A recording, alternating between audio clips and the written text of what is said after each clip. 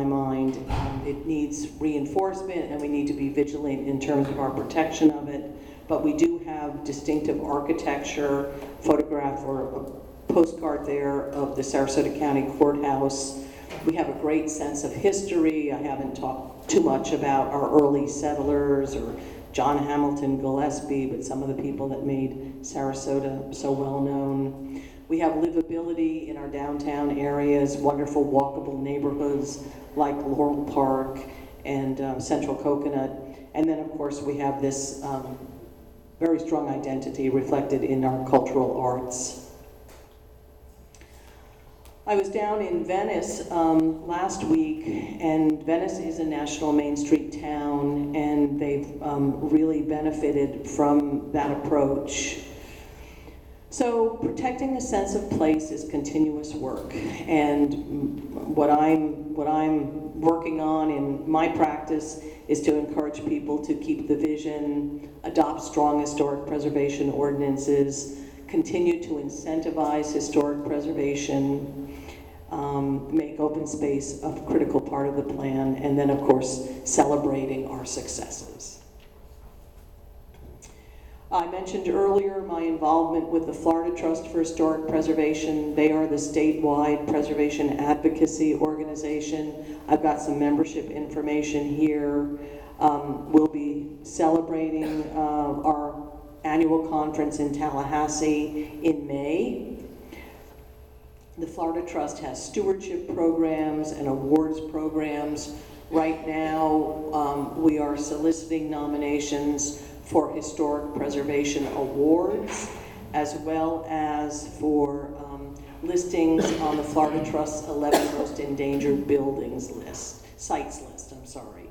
So if there's a site in town that you have a concern about, it can be nominated to the Florida Trust for Historic Preservation's endangered list, and that brings attention from the statewide community. I showed earlier a photograph of the Bellevue Biltmore. Unfortunately, that didn't have a great ending, but it was a building that was listed in the endangered buildings list, endangered sites list, excuse me, got some attention from the National Trust for Historic Preservation. Yes? They saved the stained glass. Not to Wait a my minute, if you've got a question, we need to get a microphone to you. But, okay, I'm gonna, this is my last slide, so maybe that's our segue into questions. I wanted to thank everybody for their attention tonight, and it's my pleasure to be here. Thank you.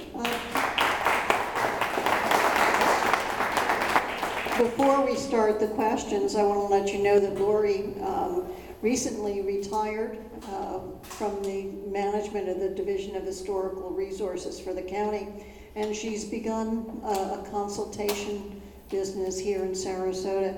She's got business cards here if you're interested.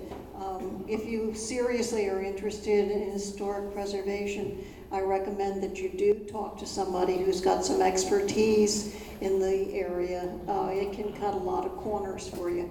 And now we'll begin. Oh, I did also want to mention that I think the first historic district in Sarasota was in Indian Beach Sapphire Shores neighborhood, and it's the Caples through the Ringling. Whole district is one district. Now, who has a question?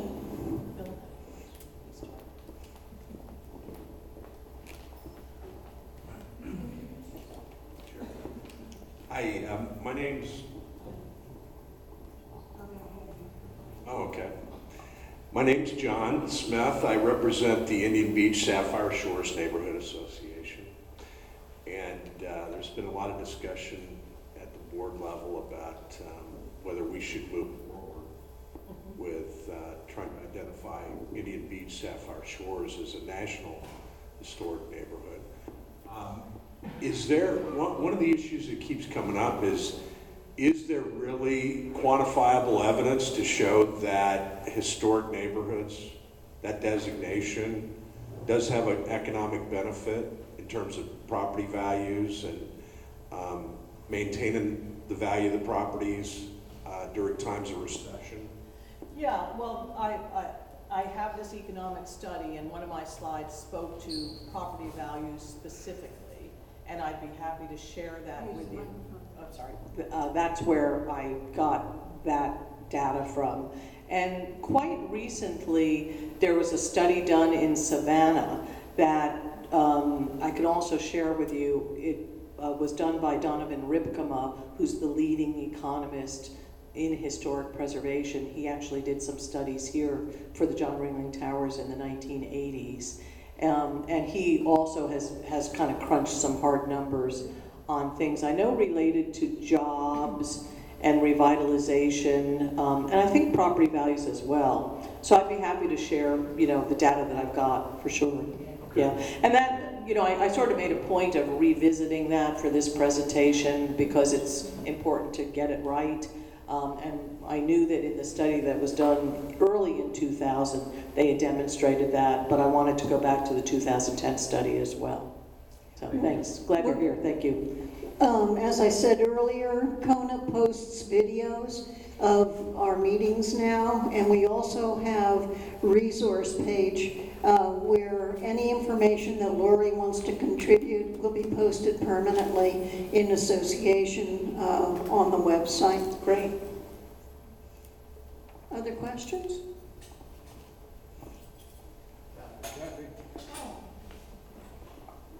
Well, I just wanted to ask if the structure we're sitting in tonight is going to be protected under the Historic Preservation Program. I'm pretty sure this has been locally, historically designated. Can anybody verify that? The city did nominations, I know, for the Chidsey building. The municipal auditorium is listed in the National Register. And the Victor Lundy Pagoda is listed in the local register. And I think this was part. I'm really not certain. You're not certain either? Yeah. No, I can't clarify. Yeah. So, but keep in mind that, National Register listing doesn't afford ultimate protection. And at Indian Beach, if people want to knock down buildings, even those that are listed in the National Register, they can.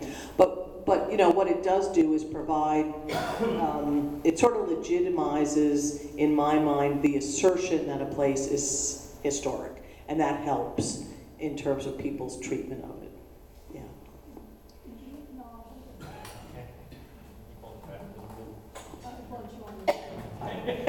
All right, my name's Bobby Fransky. I recently moved down here after being gone for a little while. Moved back. I moved down to the Gulf Gate neighborhood.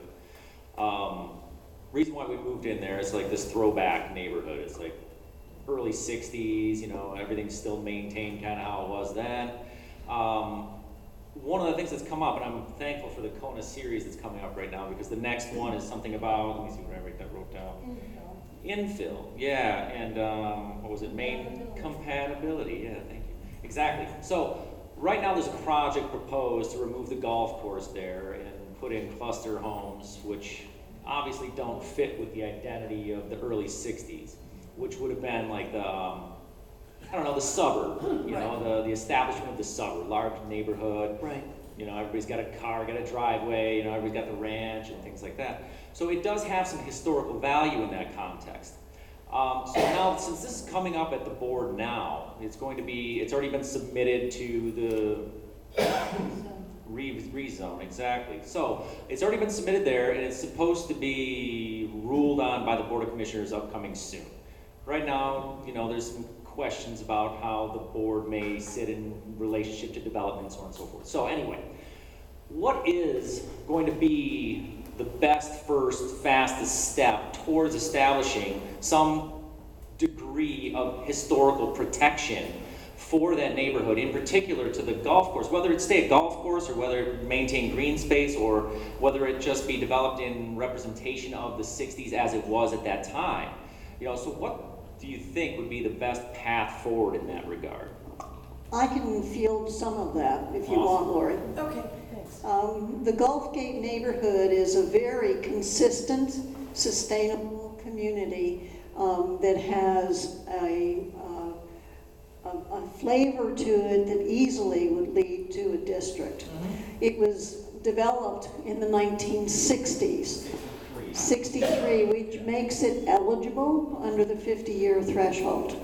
The golf course is in the dead center, and it's distributed throughout the center of that neighborhood, so it's an integral part of it.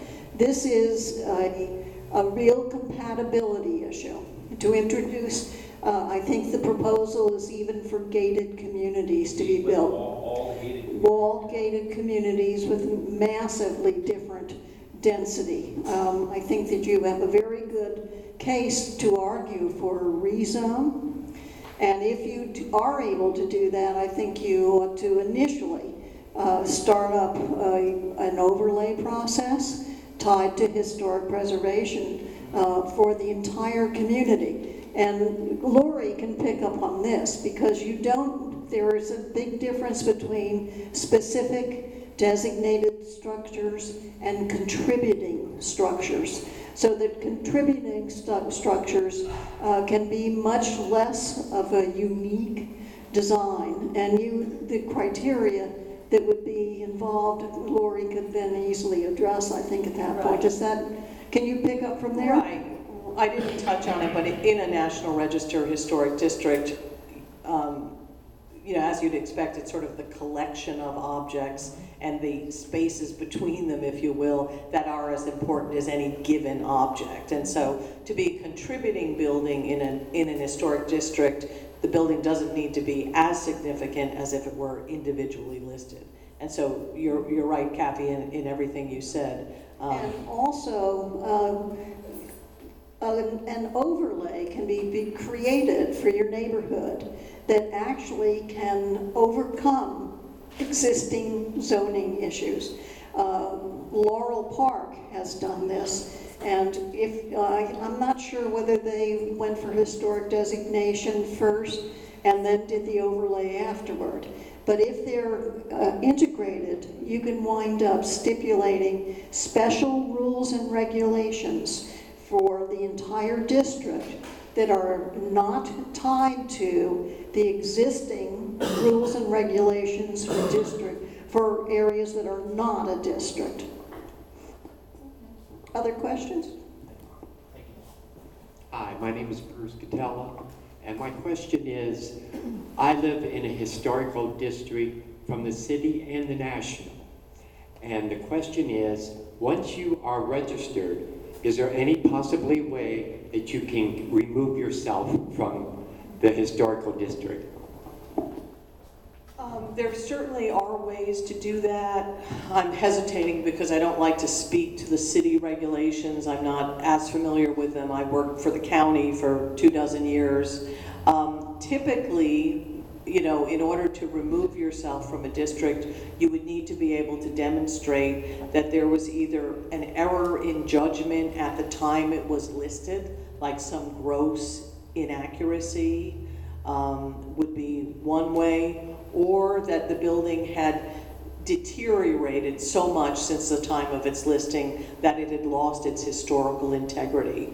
But what I would recommend you do is look at the city's historic preservation regulation and see specifically what they say about that. But my recollection is it's those two things. That's it. So Right. if you're on your own. Because No. in my district, there's 7 homes. Right. Out of the 7 homes, there are 4 homeowners because of the how can I put this? Because of the hassle that you have to go through with the Historical Society, we want out. We don't want to deal with, besides the Historical Society, and then dealing with the city on top of that. That can come from anything from putting up a wall to new windows in your house. Right. So 4 out of the 7 of us would like to be removed from this historical society, this historical Well, district. I want to clarify that it's not the Historical Society, it's the local Historic Preservation Board. So it's the City of Sarasota's Historic Preservation Board. The Historical Society is a local nonprofit, just to keep things clear. And as I said, the program is a voluntary owner-initiated. I understand that at this point it's things that people have inherited that they might not have initiated on their own, but I really can't speak any more specifically to it than that. we've met, and I'd be happy to offer you any advice I can, but I think the first thing to do would be to look at that ordinance and see what it speaks to. And then, there are usually, in almost any ordinance, there are provisions for hardships. And if as a group the folk feels this is not financially sustainable anymore, you can always talk to your elected officials, and amazing things happen in my experience. I also would recommend that as far as getting active with the historical process and the county commission. And the other thing is to realize, now you spoke about you can't build a wall. Now you're talking about an external wall? No, you can build a wall, but only to the height that the historical, Preservation Board. once you can. Okay, but you're not talking about an internal wall. No, we're talking about Okay, outside. and that's one of the things that people don't understand. The inside of your structure is not something that's subject to oversight by other boards, which a lot of people think. It's the external aspect of your house. So you can do whatever you please inside your building, and it isn't even scrutinized. That's a very important That's a issue. good point. There's one caveat to that, is that some interiors are historically designated because they have highly decorative features. So you can designate an interior or changes But to that's the... voluntary. It would be part of that same process for local designation. Here's one. Whoops. Sorry. Let me go over here first, and then I'll come back to that just a moment. Kind of a follow-up. I hope It's kind of a follow-up to what you were just talking about, what you can and can't do to the interior. And you mentioned in your presentation, by the way, I'm Robin Schmidt. I'm from a Alta Vista neighborhood, Franklin Red House. If somebody wants to put an addition, because I've had inquiries, you said in your presentation that does not necessarily have to be, if you could just clarify what you meant. If somebody wants to build an addition onto a historically, it's locally designated Right. by the city. Right. If someone wants to build an addition, they don't have to have it to be in a similar style, or if you could just clarify Sure, that point. absolutely. So we're talking about the Secretary of the Interior standards for historical rehabilitations, if you're looking online. And there are standards and guidelines. The guidelines go into more detail. The standards just set forth 10 kind of guiding principles. And when you're looking at additions to historic buildings, you're really most sensitive to their placement, that you wouldn't want an addition on the front of the building. You would like to avoid that if at all possible. And you're looking at massing and materials. So if you have a flat-roofed building with a parapet roof, for instance, you wouldn't want to do an A-frame addition. I know you wouldn't. So it's sympathetic in terms of scale and massing and materials. And there are some very interesting published examples of historic buildings that have had contemporary additions made to them that have been respectful of those three principles. And I mean, I happen to love modern and contemporary, and those to me are some of the most exciting examples of good additions. So I can help you with that, Rob, I'd be happy to, yeah. So I'm Anna Rita Scott, and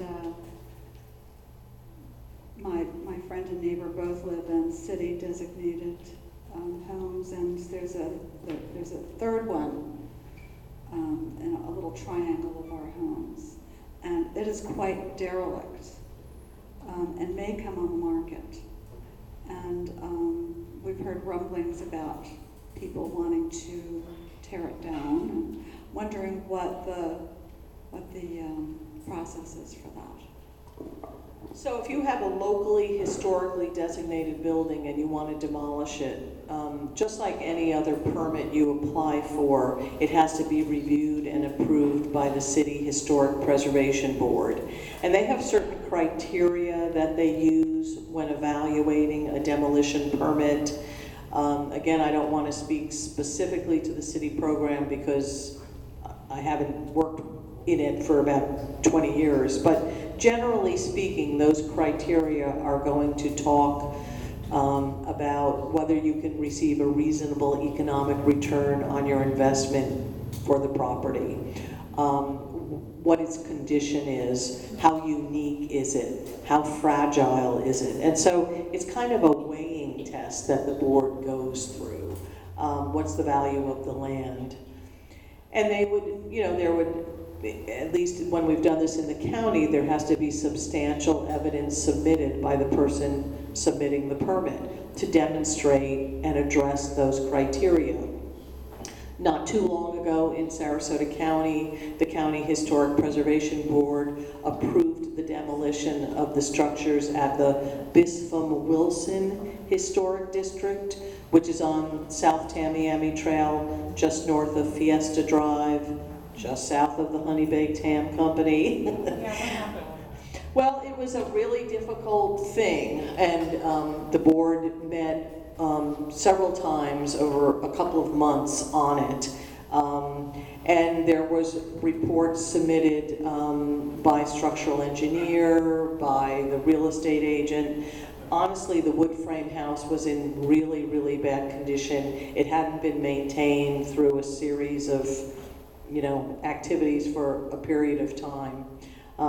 So again, it happens. Historically designated buildings can be knocked down, but there is a process to go through, and it would be reviewed by the board and all like that. So, yeah, thanks for asking. Okay, there's another question here. Just last piece was, one of the things I had read was that one of the requirements in order to get a district to have historical designation is that you have to have agreement from all the parties in the district. Is that accurate? Not accurate. So it depends on whether you're talking about national or local. Okay. My experience for a National Register Historic District, my most recent experience was at the Maine Colony, and that was a district that probably contained 50 or 60 properties. And in that case, the state puts a legal ad in the newspaper notifying people of the intent to create a National Register Historic District and of their ability to indicate, a concern, if you will. So it's sort of it's the person has to be proactive about not wanting the district. Now that's how the state was doing it 5 or 6 years ago. I really can't tell you for sure how it's working now. And in Sarasota County, if we have a small historic district, I'm trying to remember what that process is because we didn't go through it very often. Typically it's not, I know in the city of Sarasota, at least when I last looked at the regulation, it was not every property owner, it was a majority of the property owners, but it's going to depend on